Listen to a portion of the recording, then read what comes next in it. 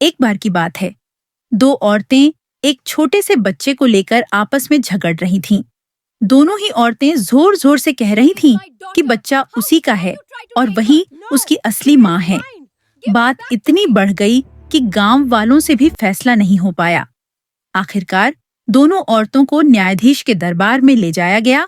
न्यायाधीश ने दोनों की बातें ध्यान से सुनी, कभी एक बोलती, कभी दूसरी, लेकिन दोनों के दावे सुनकर न्यायाधीश भी उलझन में पड़ गया कि असली माँ कौन है। कुछ देर सोचने के बाद न्यायाधीश के दिमाग में एक तरकीब आई। उसने अपने सिपाही से कहा, इस बच्चे के 2 टुकड़े कर दो और आधा आधा दोनों औरतों को दे दो। न्यायाधीश का यह आदेश सुनते ही एक औरत जोर से रोने लगी। उसकी आंखों से आंसू बहने लगे। वह हाथ जोड़कर बोली, नहीं सरकार, ऐसा मत कीजिए, मेरे बच्चे को मत मारिए। चाहे यह बच्चा दूसरी औरत को दे दीजिए, लेकिन इसे जिंदा रहने दीजिए। मैं अपना हक छोड़ देती हूँ। लेकिन दूसरी औरत चुपचाप खड़ी रही। न उसके चेहरे पर कोई दर्द था, न ही उसने बच्चे को बचाने की कोशिश की। यह देखकर न्यायाधीश समझ गया कि बच्चे की सच्ची माँ कौन है।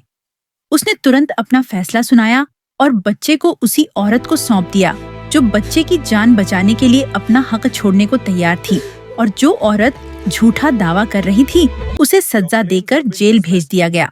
शिक्षा सच्चाई चाहे देर से ही सही, लेकिन जीतती जरूर है। माँ के लिए दिल से एक सब्सक्राइब तो बनता है।